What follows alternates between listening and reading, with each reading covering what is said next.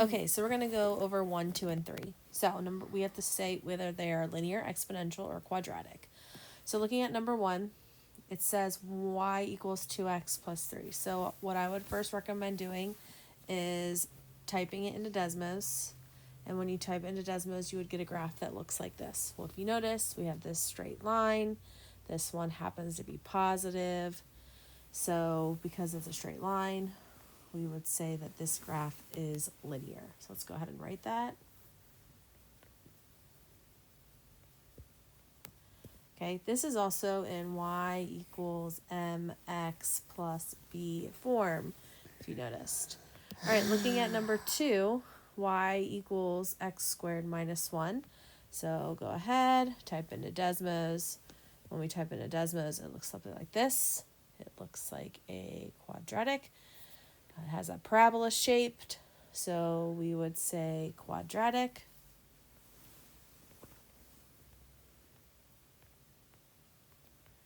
And a quadratic has that U shaped. It can also flip upside down and look like that. Now, if you look closer at the equation, the reason why this is quadratic is because this has an exponent of 2. That exponent of 2 tells us that it is quadratic. So if you just even saw that little 2, you would just know that that was quadratic.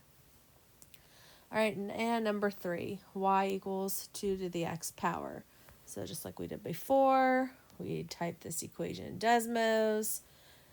So y equals 2 to the x, we would see that it is growing, growing, growing. Hence, this is exponential. So we would write exponential. And really, if we didn't want to have to remember what a graph looked like, we could look to see that this has an exponent of an x.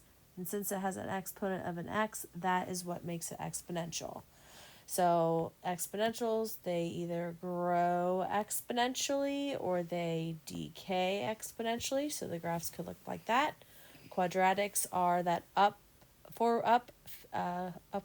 concave up quadratic or concave down quadratic, both parabolas, and linear is y equals mx plus b, where you have a straight line. Okay, so let's go ahead and practice. So let's go ahead and practice number 1. Please state if it's linear, exponential, or quadratic. Number 2.